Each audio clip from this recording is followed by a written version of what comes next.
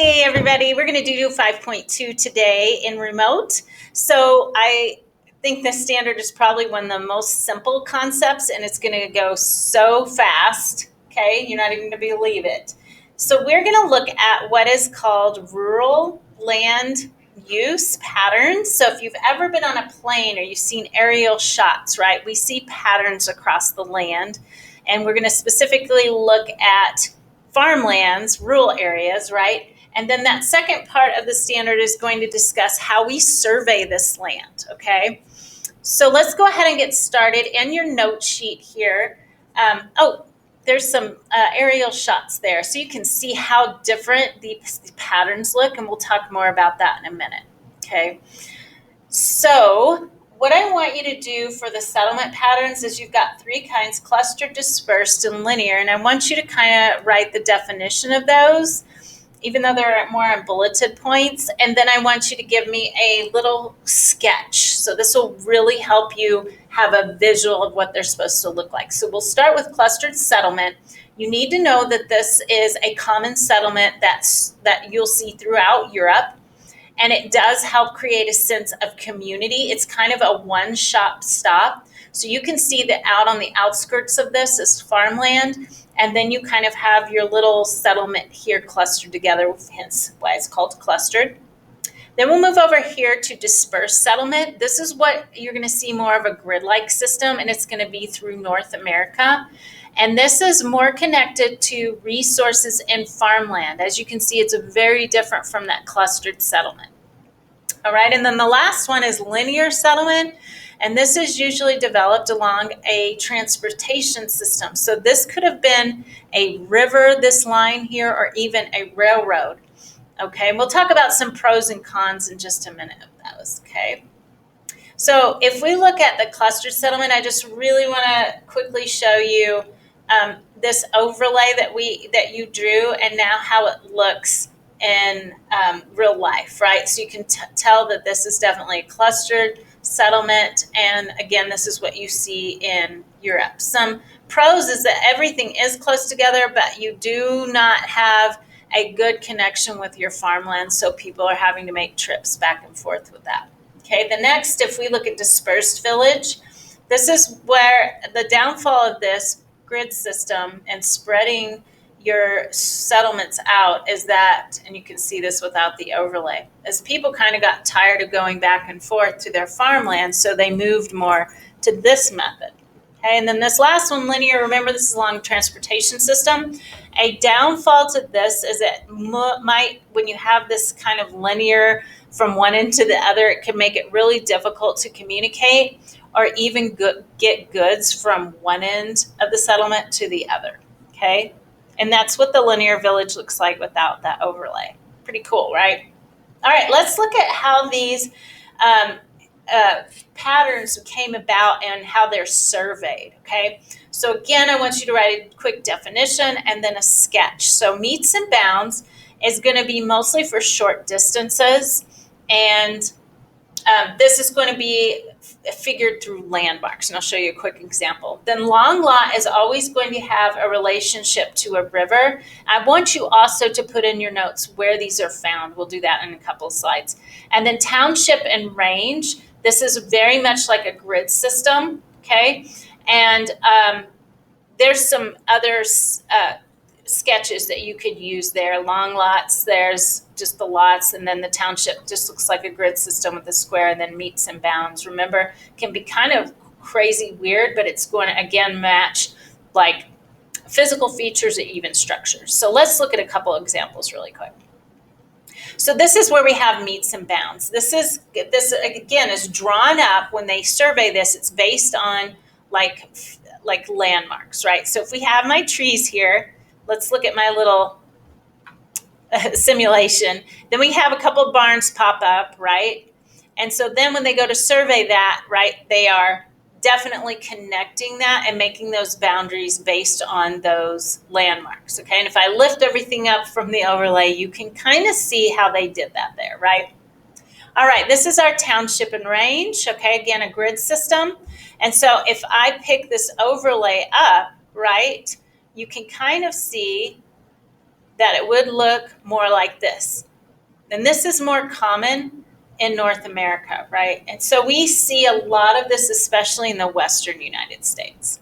Now, this last one is the French long lot, okay? And then remember that this is usually based by a resource like a river that we see there. So if I set my overlay over there, you'll see my structures like my farmland and my homes pop up there, and they're all kind of dispersed along the river there. Okay, let me go back.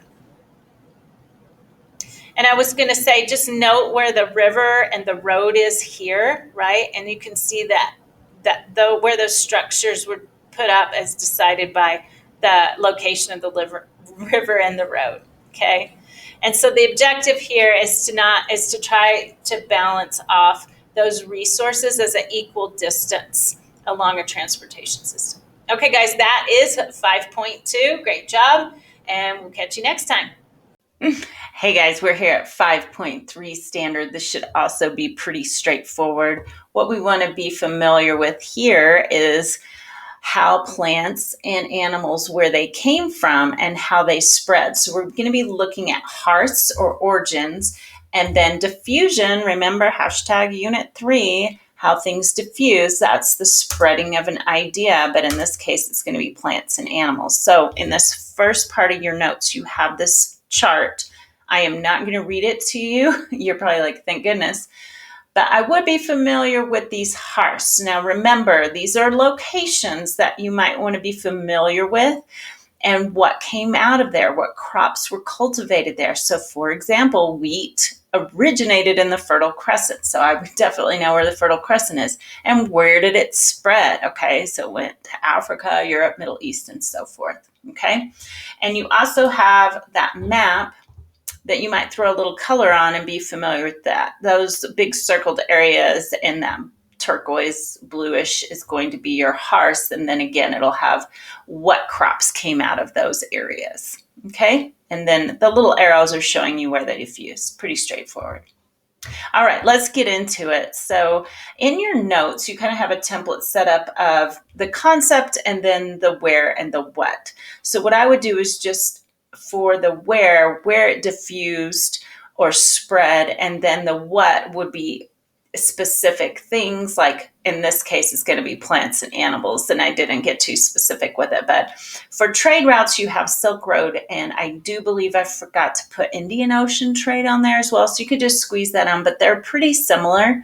So the Silk Road brought plants and animals, so that's your what, and where did it spread. So this red line is showing you the Silk Road. So it went from East Asia and then spread into the Middle East and Europe. And we'll go back there, and think it also mentioned Central Asia. The Indian Ocean also brought plants and animals, and I'll show you that route here is all in blue here. So you can see the country of India was kind of the hub for all of those products going in and out there. And those spread to South Asia, Middle East, Africa, and even Europe. Now, the Columbia Exchange, I would also be familiar with. I think there was an FRQ on the exam 2 years ago on the Columbia Exchange. But as long as you're familiar with it, you should be fine. Now, this is specific and where is Mesoamerica and South America. That's when the Spanish conquistadors, after they conquered the indigenous groups there, they diffused again plants and animals to and from the area. So they took like corn, maize, squash, potatoes, and other crops from Mesoamerica and South America and took it to Europe, which is considered the Old World. And in exchange, they took things from the Old World and brought it to the New World, okay, like coffee, sugar, horses, cattle, and such. And so this is just a quick little diagram I found. So the New World over here where the Americas are and what was brought over, and then from Europe, the Old World and what was brought to the New World. And you can see even diseases is mentioned there as what was brought over to the New World. Okay, and last, other forms of diffusion, you have migration listed there. And I would just say that, like, when you have people moving, they're going to bring over new foods and ingredients. And what you have happen is immigrants, wherever they left, they're going to want to replicate their traditional dishes in their new home. And so that does create a lot of diffusion of foods and even spices. And then the Green Revolution, that is a revolution where we had just a lot of pesticides and new technology was able to yield more crops. And with the Green Revolution, you also saw a new variety of plants replacing traditional crops, especially in places like Mexico and India. And these countries have seen actually a loss in genetic variety of plants. And then the last part there is just where you have increased wealth, you also have a demand for animal protein. Animal protein is a lot more expensive source of protein than, say, beans, legumes, and even nuts. And so when you have developing countries start to get more developed and get more money, they're going to start demanding that animal protein, and specifically beef, pork, and chicken is listed there. The other thing that you can list under there is when you have McDonald's, right, globalizing across the world. McDonald's is going to also be seen in some of these developing countries, and they bring new foods to those countries that they have never experienced before. So that concludes, I'm pretty sure, that concludes 5.3. And make sure you bring your notes in so that you can get your points. All right, guys, check you next time. Bye.